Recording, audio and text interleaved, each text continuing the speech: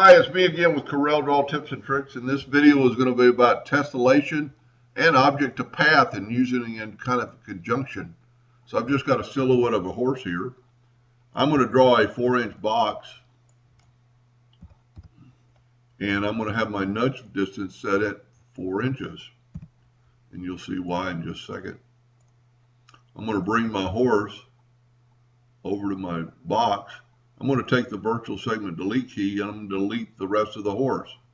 And because my nudge factor is set on 4 inches, it's going to take that horse, Control D, and make a duplicate and move it over. Take your virtual segment delete key and delete that. Now I do need one of these horses for another step, so I'm going to Control D and just move it out of the way. I could weld that, but I like using the Smart Fill tool. It does sometimes a better job and works all the time. We're going to left click, right click. I did it black this time just so you could see. And we're going to rotate this 90 degrees.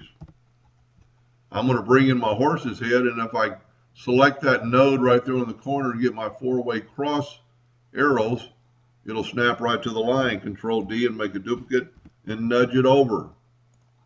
This is the tessellation. A tessellation is some object that would just keep going and going and going, and you could do a lot with it. I'm going to leave that on the page, and I'm going to take this and I'm going to control, well, I'm going to, so you can see it better, I'm going to Control D, and then no matter which way you go, down or to the side, it'll keep making a tessellation.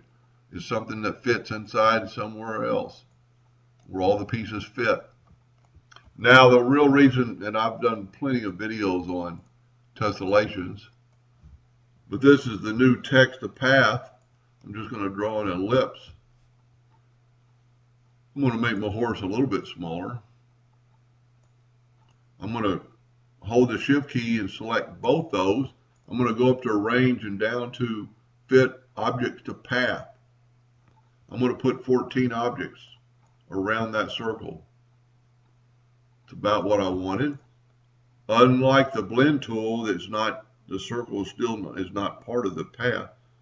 So I'm going to hold down the shift key and I'm going to extend the circle outward. I'm going to Control D and make a duplicate, and I'm going to bring that circle in.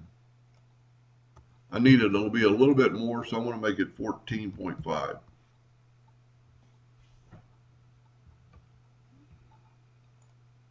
And I don't know why that looks funny. Let's just hold down the shift key. Oh, no. Let's hold down the shift key and bring that in a little bit. That'll work. Now take your virtual segment or your Smart Fill tool and fill that in. That's a pretty cool pattern, and you could do it with anything.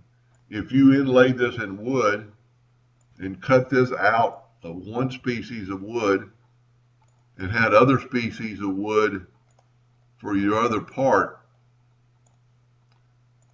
that would make a really nice ring on something. You could engrave this on a platter or just a graphic, and you can have some other names. It could be for a veterinarian that does large animals, you know, and you could do the same species of wood all the way around, or you could do, mix them up and have different species of wood. Of course, you'd want to do an even number or do a lot of different woods. I've got plenty of videos on how to do that, inlay that wood into there. But that's a really cool effect when people start looking at it and go, well, those are horses. Anyway, little fun project. Hope that helped a little bit. Thank you for watching.